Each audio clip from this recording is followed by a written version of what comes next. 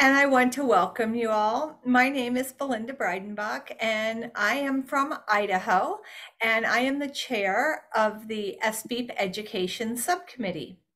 And today's presentation is going to look at checklists and forms used for site visits. And this was one of the topics that was requested in the survey that followed the annual training. So we have three presenters for you today. We have Sydney Boogaard from Maricopa County, Arizona, Ed Bakos from New Jersey, and Nancy Larson of Kansas. So I wanted to tell you a little bit about where Sydney and Ed are from. And so you might not realize it, but Maricopa County is actually in geography and square miles larger than 4 states. So it is a huge county by size, but it is also the United States' fourth largest county by population.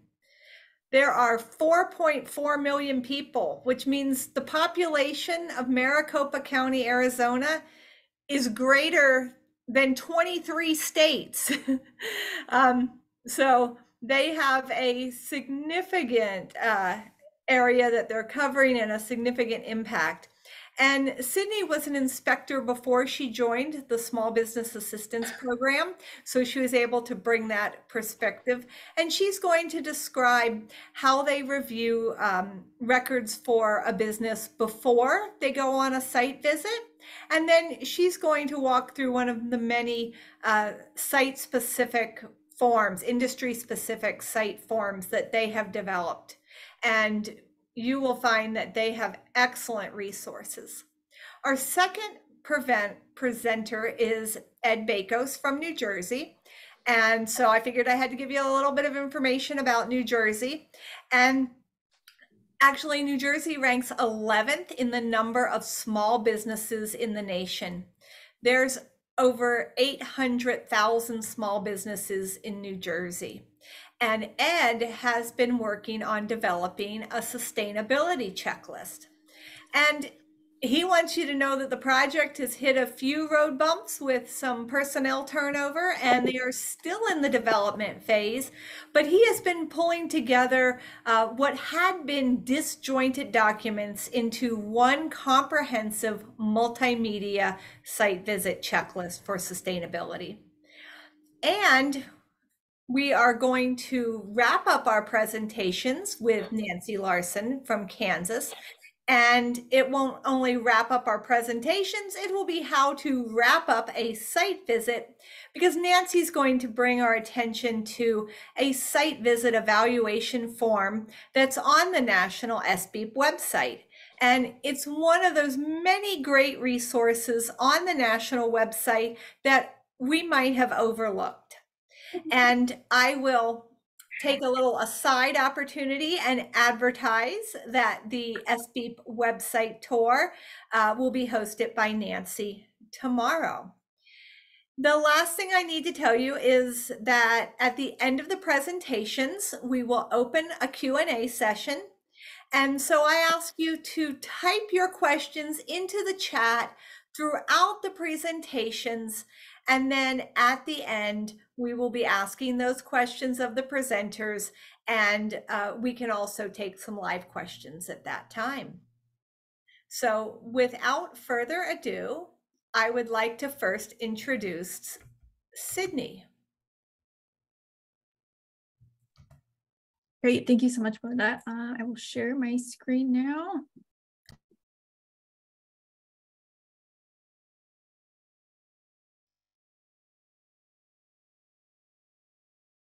Belinda, can you just let me know if you see that? Yes. All right, fantastic. Okay, thank you guys so much for joining today. As Belinda mentioned, my name is Sydney Boogaard, and I am with Maricopa County Air Quality Department. So I'm excited to share with you one of our site visit checklists and procedural template that we use during our courtesy site visits. I'm also going to be sharing some additional resources that we make available to the facility. And without further ado, I did want to provide a brief background on how our unit operates to hopefully provide some context to our site visit checklist. So there are two others in the unit with me. There is Brandon Knuckles, you can see on the left, and then Scott Tellini on the right, whom many of you have probably seen in past subcommittee meetings. So of course, the biggest impact that we can all have on the regulated community is our courtesy site visits. And Maricopa County's goal for courtesy site visits include helping to identify any potential violations prior to a formal compliance inspection and working to correct any violations as soon as possible. And the big point with us is that we do not issue violations. We want the facilities to see our visits as educational opportunities. We review the facility's permit conditions, explain their record-keeping requirements, create and provide facility-specific record-keeping templates. We assist with necessary facility modifications and updates, such as inventory or process changes. And of course, we try and answer all of the facility's general questions as they arise throughout the site visit.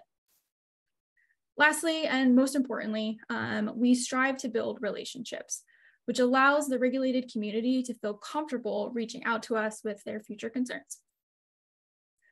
Now, Maricopa County has what we call general permits, and as I'm sure some of your regulatory agencies have similar programs.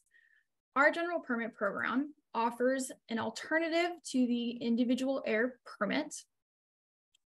It simplifies the process for authorizing operation for facilities that emit less than minor new source review thresholds.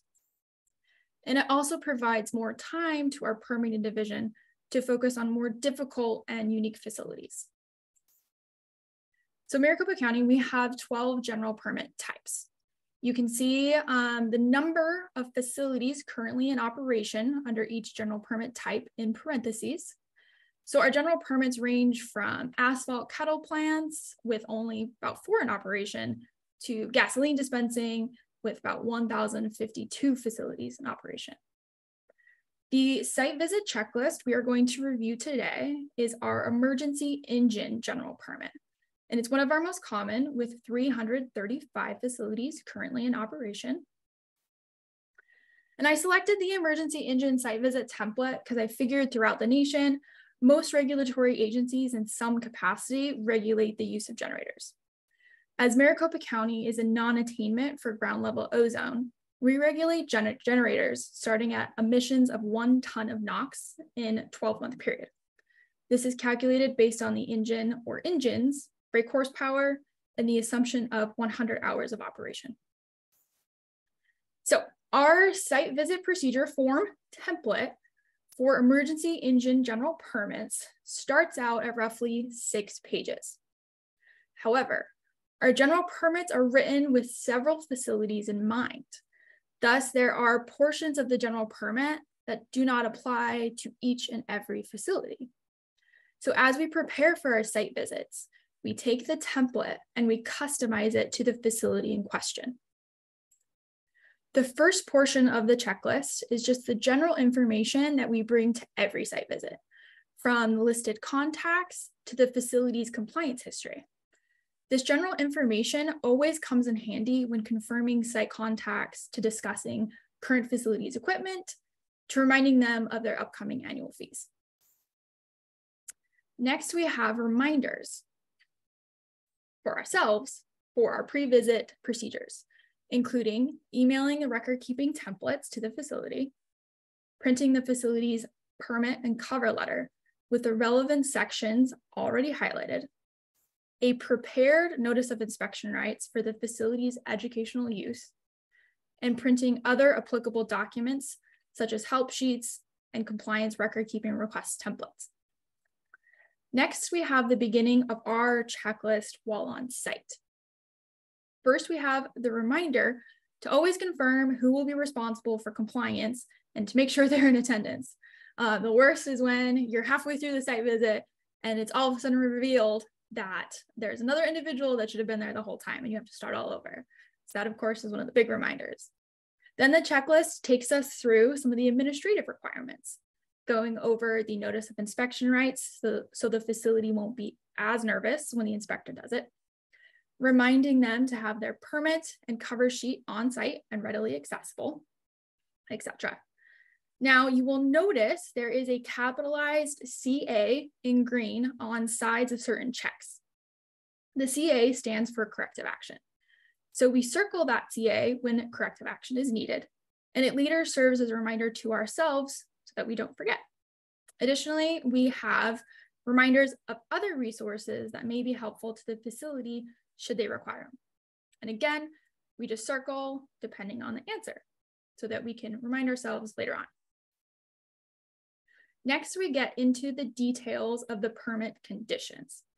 But this is also where the checklist can begin to be shortened from 6 pages to usually around 3 or 4, depending on the facility in question.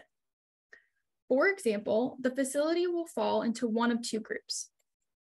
A, where the facility has a fuel burning activities that are less than 6 million BTUs and engines less than 2,000 brake horsepower. Or B, the facility is greater, the facility has a fuel burning and generators greater than the options in A, but are still below 10 million BTUs and 3,000 brake horsepower. So the facility will fall under either option A or option B. Depending on which option the facility falls under will dictate certain record keeping requirements. Again, depending on the facility, other permit conditions can then be removed. The next page of the checklist is all about new source performance standards, NSPS, subpart quad Z. Again, depending on the facility's inventory and equipment, this whole section may not even be applicable. The same could be said for the next 2 pages concerning NSPS subpart quad I. When we have the permit conditions for the permit conditions associated with quad I, we have the emission standards tabled. But once again, they may not be applicable depending on the facility, so we can get rid of those. I did want to note that we actually don't have NSPS subpart quad J in our site visit template. And part of this is because we very rarely run into facilities with spark ignition engines. So it ultimately is a better use of our time to not always have to delete that section. So now that we have seen how the permit condition section of the checklist can be condensed, the same can be done for the record keeping requirement section, as well as the field inspection section. So overall, we created the template to have everything that would be required in the general permit. And then a day before, or maybe even a few hours before the site visit, we just go through the template and shape it so that it meets that facility that we will be visiting. So as mentioned earlier, there are several additional resources that we provide. The first one is the notice of inspection rights that the inspector will go over when they do their formal compliance inspection. We provide the permit itself and the general permit cover letter. We provide a flyer and help sheet. The help sheet covers common violations, record keeping assistance, annual fees and renewal information, along with other applicable links. We also provide the facility with the Compliance Division's record request template. Our inspectors use this template when requesting the facility's records. So obviously, by providing it beforehand, our hope is that the facility will be prepared come time for the inspection. And lastly, of course, we give them our record-keeping template specified for emergency engines. So upon completion of the site visit, we also send out 3 follow-up emails. First, we send out a summary of the facility's permit conditions and record-keeping requirements, and we do that in the simplest terms possible. Second, we send out an outline of just the records again. As I'm sure many of you know, records are often the most common violation. And so we make sure to attach facility-specific record-keeping templates. And then lastly, we send a recap of any suggestive corrective actions. And there we go. That is a brief overview of our site checklist for emergency engine general permits.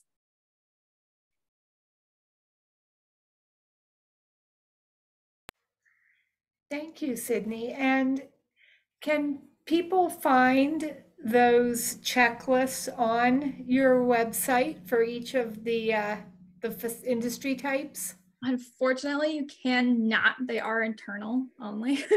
But we can certainly share them though with other regulatory agencies, of course. All right, so that's something for everyone to know. Having a capture, if that's okay, of that slide so that you can say, hey, I'm going to go and inspect this type of facility.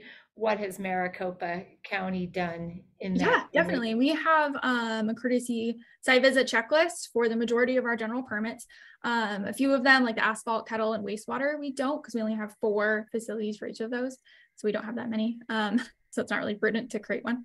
But any of the others, feel free to reach out to us. Just email us. Can you guys still see my contact information up? No, it's onto a screensaver. Oh, And well, thank and it now I can put it in the chat if that's okay. Yes. So I can put my personal information in there, my personal email and phone number, but I will also put our business assistants email as well. And so that way you can contact myself or contact one of the other 2, Brandon or Scott, and they can forward over any of the site checklists that you guys would like. All right, thank you. And thank you for starting to put questions into the chat. We will come back to all of the questions at the end. And thank you very much, Sydney. And next up is Ed Bakos of New Jersey.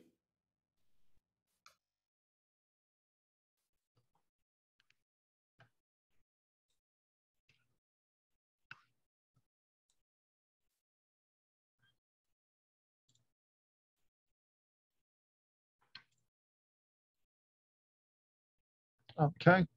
I can see your screen now, Ed, and you might want to just enlarge that, zoom in a little bit for so it's big enough to read. Is that better? Much better. Okay.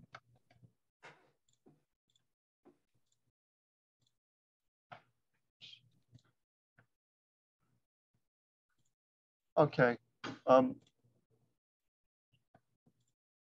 My name's Ed Bakos. I'm with the Small Business Assistance Program within New Jersey. I'm under the Bureau of Sustainability. Now, one thing that we have been working on is a checklist.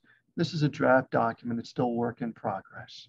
And it originated from New Jersey's Sustainable Business Registry.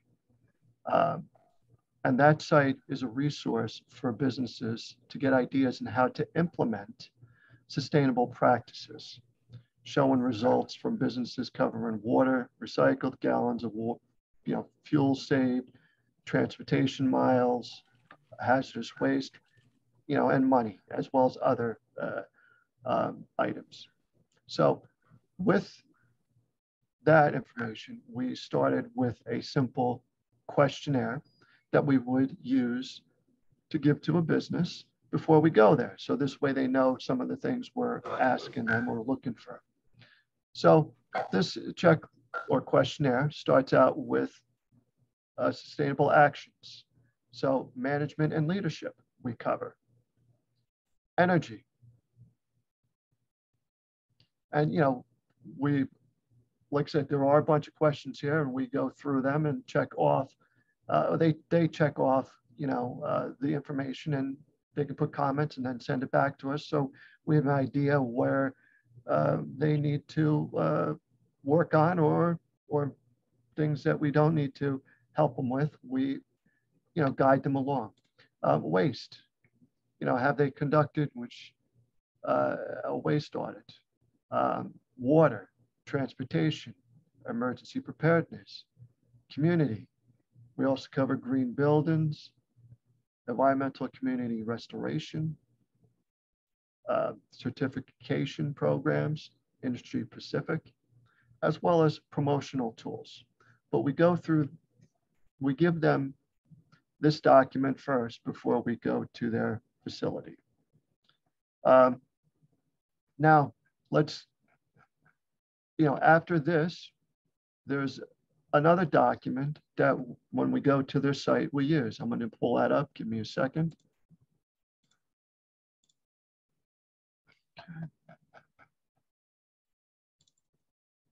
Okay, can everyone see the document? It hasn't switched over to the other document. Okay.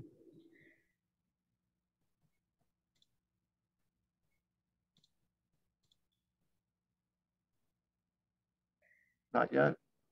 No, so you might want to have that up and just pull it over the screen that you are Okay. sharing. Will do.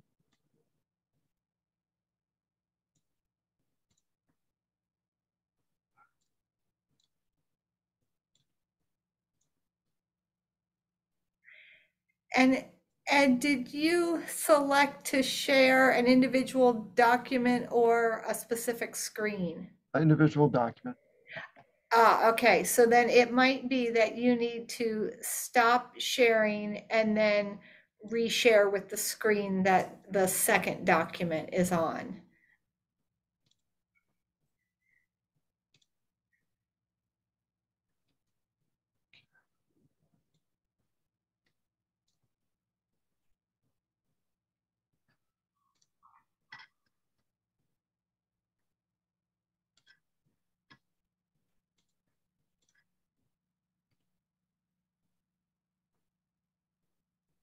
Okay. I believe I switched it over. Okay, it looks like we're on the first document still. Okay. Sorry about that. It'll take me a second.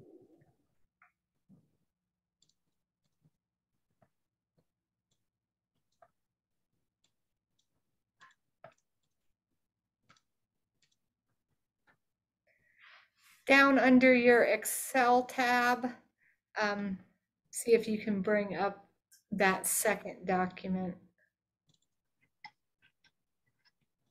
There you are. Do you see it?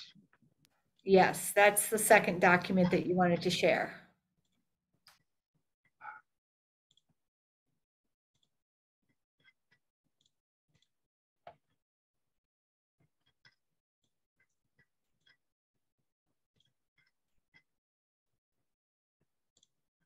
Okay, I don't see it on mine right now. I'm sorry. So you might want to just scroll up toward the top. It's down on row 49 through 61. So we're not seeing the top of that document.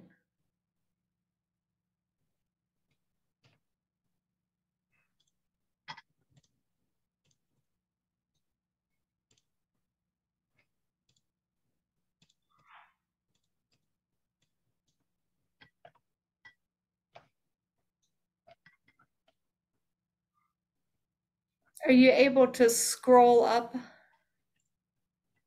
Yes, but It's not showing. it's not. Okay. So let's try this again. I'm sorry. Give me a second. I see you've highlighted column B. So what if we try the slider bar on the right-hand side of the document and just raise that to the top?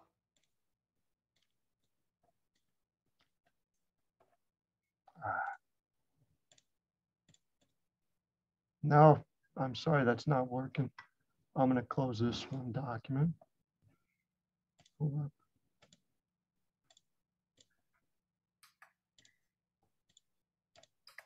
It's not pulling up my document. That's the. So I just unshared the document. So Okay. then Ed, you can kind of start from the very beginning if you want to, as far as, you know, with this next document. Got it. Okay, I see the document now. Okay.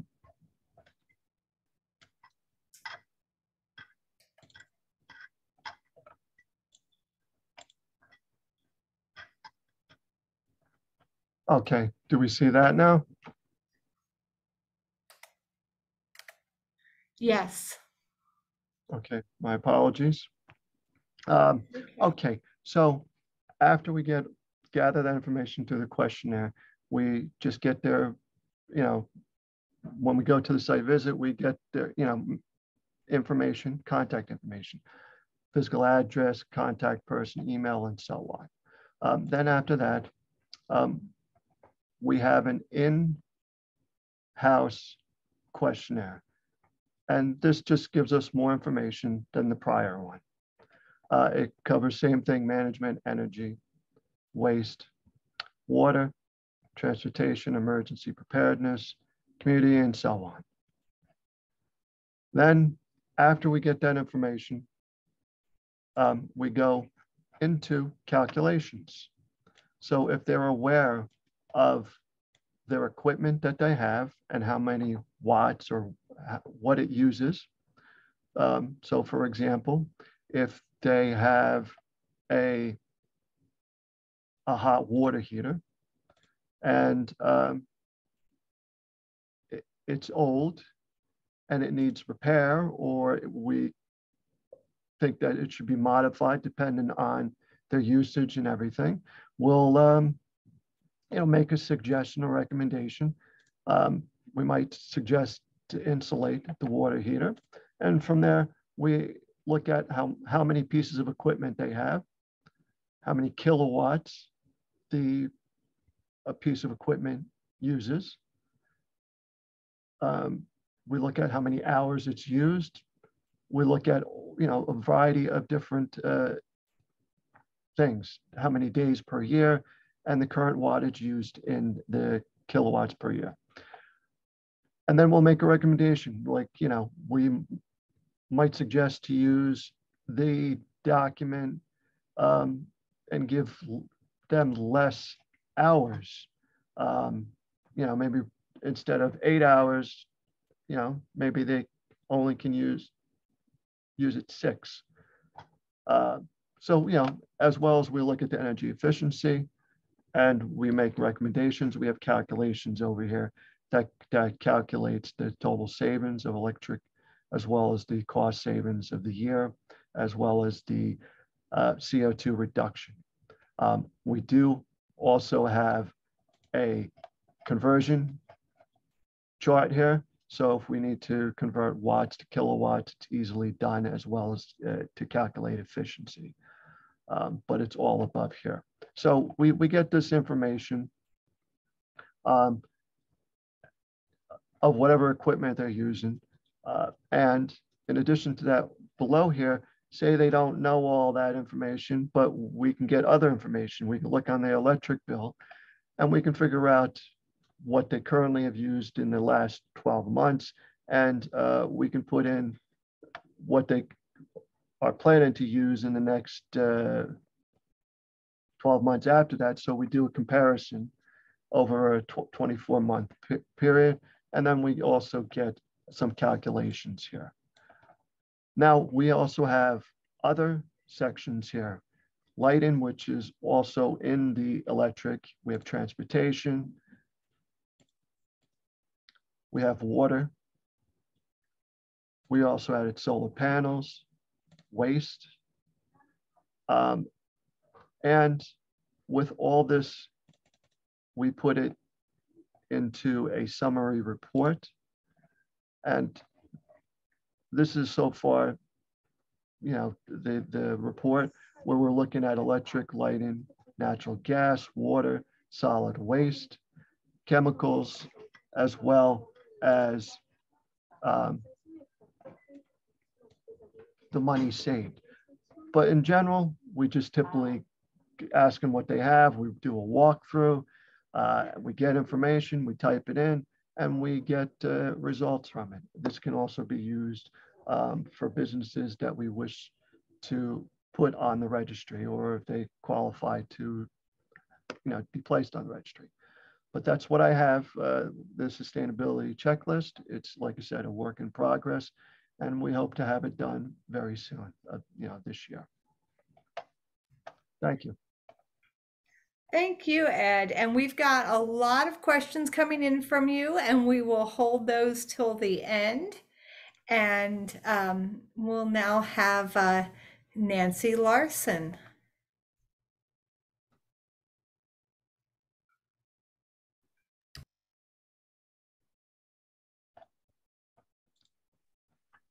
Good afternoon, everyone. I'll turn my camera on here. There we go. Hey, everybody, how you doing?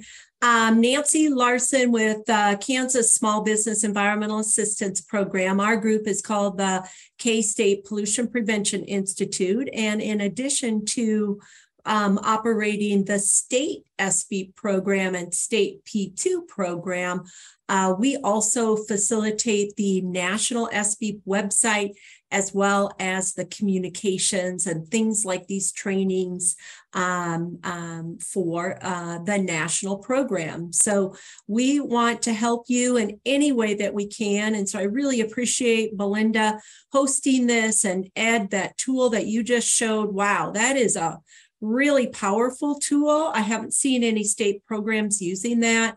I think that's really, really great. And I definitely appreciate the information that Sydney sent and showed us today. And so if we're able to put any certain resources that maybe you have, we might be able to make them generic and put them on the national SBEEP site so that everyone can use them. So send me an email if that is the case. We would love to work with you on that, and we can assist to make it generic if that's what you would like, and then you had allowed us to share it, because that's what we are all about under this program, is sharing our resources. So the resources I'm going to show you today, many of you have already seen, but they might be new to others, and a reminder is always helpful. So I'm showing you the Kansas specific documents here, but we have taken and made these generic, and they are posted on the metrics page,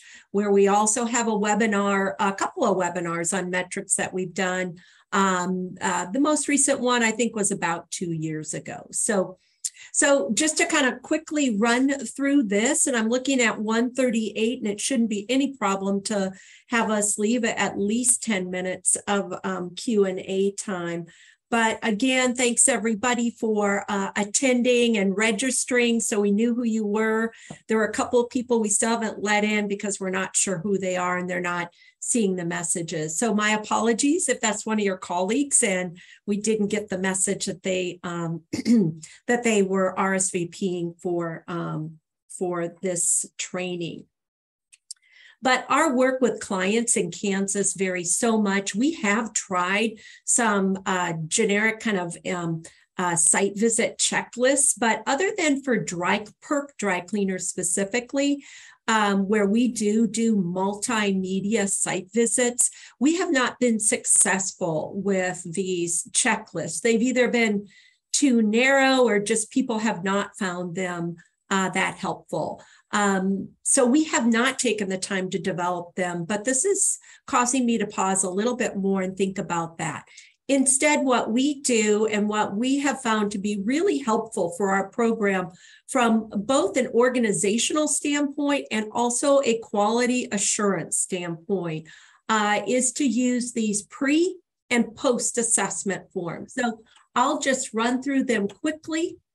And you can see this is a basic form that we use. If someone says, hey, SBEEP, we would like you to come out and do a hazardous waste, or, you know, a waste and an air site visit, then we'll say, great, here are some dates we're available.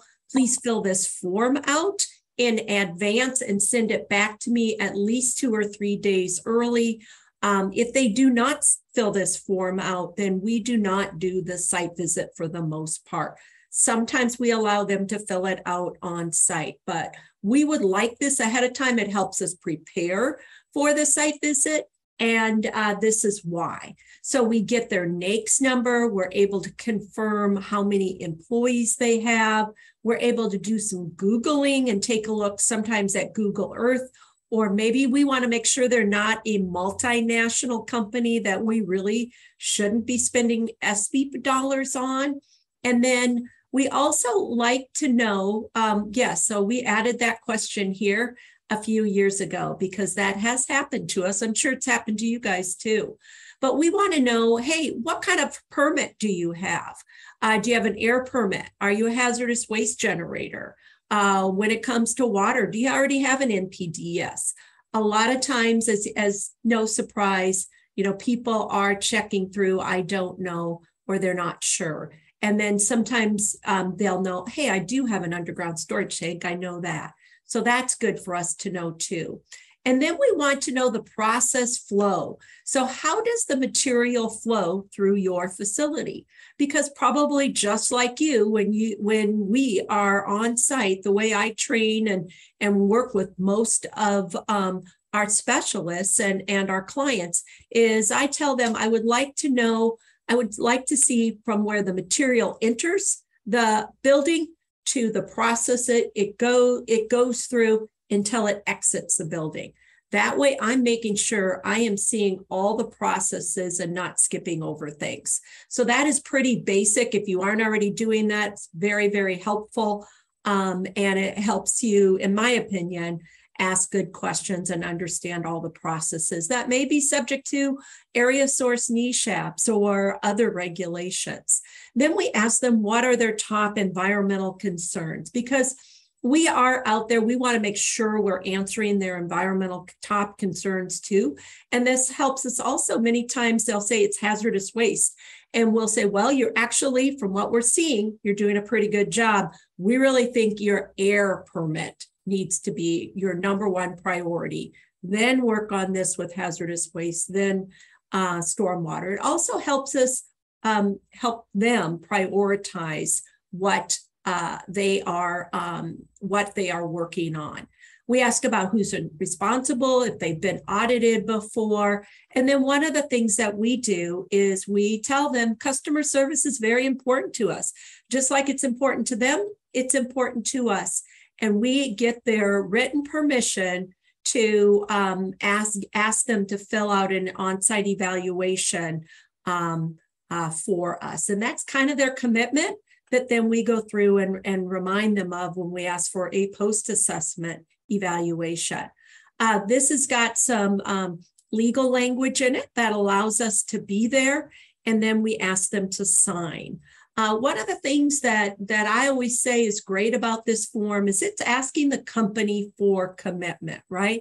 They've got to take, maybe 5-10 minutes, maybe 30 minutes to fill out this form and get this information for us. So we know they are prepared because we're going to get prepared, and we want to make sure we're being good stewards of the funding that we have. So that is our pre-assessment form. Our post-assessment form looks like this. And again, this is made into a generic format, and it is on the Metrics website. And so what we do is we would love to do this at least once a year or more often, ideally. But realistically, we make sure that we hit this every other year. Typically in the odd years is when our agency has done this. And we'll go back through the past 2 years site visits, and we'll ask all of those site visit clients who committed to doing this on-site evaluation of us to fill this out. So we'll start it out, and we'll actually fill out this top part, and then we will email it to them, typically follow up with a phone call too, and we give them about a week to return it. If we don't hear from them, then we follow up with them again. Some people like to have this filled out over the phone. So we kind of work with them whatever the best way is so that we can get this information back. We asked them why they originally contacted us. You can see all this information here.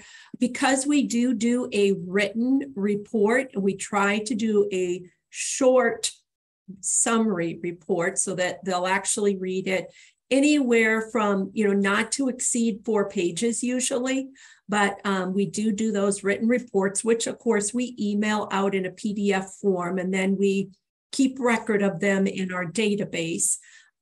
We don't keep our hard copies too much anymore, but we have them fill this out and we ask them to evaluate our overall assistance. And in combination was the report and the site visit, and maybe we gave them some hotline assistance too. Was it enough to implement what they needed to do? And then we asked them for a dollar amount, which most people actually skip over, or they might put some amount there that based on their judgment, this is how it helped them. We've had amounts of priceless $10,000 for the site visit because they're comparing it to like a private consultant to $500. So we've had quite a variety of information come back there. Would you recommend us? And then would you like to get our newsletter? The back is a little more time intensive. And often we do need to help people with this, but this is where the rubber meets the road, where we are able to get our outcome data. So we'll put down the recommendation here. We'll look at the report. The specialist does this, not a support person, but the person who did the site visit is responsible for doing this. We'll pick out the #1 recommendations, mainly from a compliance standpoint, if that's why they called us, if it was P2. We'll add the P2 to it, but I can tell you 99.9% of our site visits always have a compliance component to it. I'm sure you can relate. But we always try to find at least one P2 recommendation that we'll put into the report. And then some people have a little bit of problem filling this out, or we'll get it back incomplete. So the specialist is responsible to work with that client to follow up and try to get some savings and some data that we can put in here that would be what we would call outcome data, environmental and economic outcome data. Then this is what we do with it, you guys. We do a number of things with it, but we do use it to show our funders what our clients are saying about us. And this is a summary document that we prepared in 2021 or after 2021 results were all in, and we summarized them. I highlighted a few things there for you. 90% of our clients for on-site said that their initial concerns were resolved. Now that might mean that we resolved their main question, but we came up with several other things that they needed to work on. But this is pretty impressive, I think. 67% of the compliance recommendations that we documented were implemented. We've had numbers as low as 50% on that. So, right around 70%, and then another 70% of the P2 recommendations were implemented. We, not always from our small businesses are we able to get a whole lot of environmental metrics, but we do try to do that. And then every other year, this is where our support person does help us because they have access to our hotline technical database, and they go through and they make phone calls, they email people, and they get results from when people called our hotline, were we able to help them? So you can see the results there. 97% said they indicated they understood the regulations better, and 100% said they would contact us again. We get more detail with this, and we go through that detail because a lot of times we have clients, this shows us that we still have clients who have some problems or concerns, or we thought we helped them, but they actually, they'll tell us, gosh, this was a problem with the way this was answered. I did not find it helpful. So we want to, under the mode of continuous improvement process, we want to go back in and make sure that we're helping that client and getting them the right information. And then going forward, that we're learning from that situation. So it really is all very positive and very good. We can always learn from this. But you can see some comments here. And then, of course, we use those to show to our funders, our state funders, and our federal funding agencies.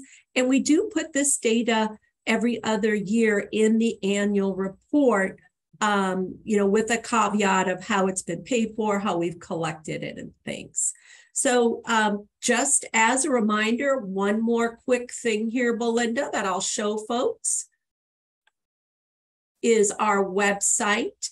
And if you go under SBEEP resources, you will then get that drop down and you can go to metrics. And I'm on a server right now that does not show my YouTube videos. So that's why you're seeing a blank right here. YouTube is not allowed through the server I'm on right now at this office, but otherwise you'd see those videos here. And this is the pre-assessment form and the site visit evaluation form. So we're calling those templates, and we would love to add your information here if it is available. So with that, I thank you very much. Thank you, Nancy. And I am going to take our last minutes for questions. And the first question was asked by David, and it was for Sydney. And it says, who initiates the courtesy site visit, the permittee or the county? And it actually looks like Sydney typed in a response to him and said it's a mixture, that they reach out to all new general permit holders each month to offer the courtesy site visits. However, they receive direct requests from facilities ranging from mining to semiconductors. And they also receive requests from their compliance and enforcement division to conduct site visits for facilities that are in need of more detailed attention in relation to corrective actions. So, David, did that answer your question? And you can send a chat response or say. And then Jeremy asked Ed, he says, Ed, I'm just curious why there doesn't seem to be an air quality section in the sustainability checklist. Was that considered, or is it captured in other places? So Ed, if you could answer that, please. Yes, Jeremy, when I typically do a site visit, we do include a compliance assistant visit, and that's multimedia. This particular document itself is for sustainability only. So if we go to someone that manufactures something, we will also help them with compliance assistance if they need help. So yeah, air quality is not incorporated in here. That's on other documents that we would bring if they request that or need that help.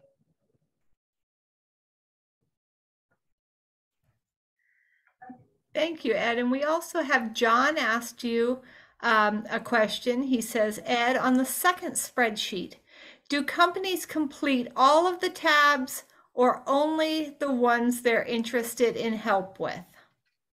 Okay, on the second spreadsheet, that is an in-house spreadsheet.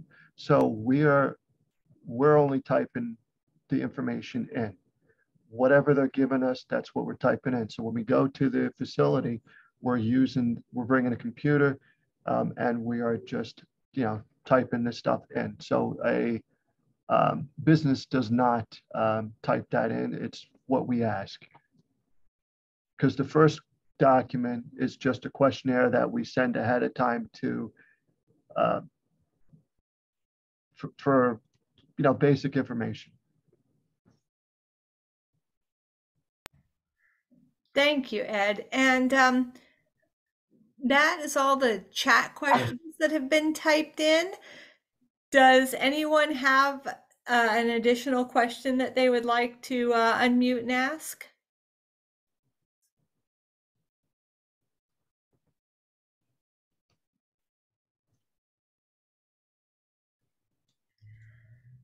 All right, going once, going twice. I think we have answered all of the questions. And I just want to thank again our presenters, Sydney, Ed, and Nancy. And we've got a little information going in the chat about getting some of these resources up onto the website as well. So thank you very much for attending today. And thank you again to our presenters. Thank you. Thank you, Belinda. It was a pleasure. And I'll just ask if Samuel Gilla and Hani Shaharia are on. If you would just stay on for a few minutes, that would be great. And Allison, you can end, or Abigail, end the recording.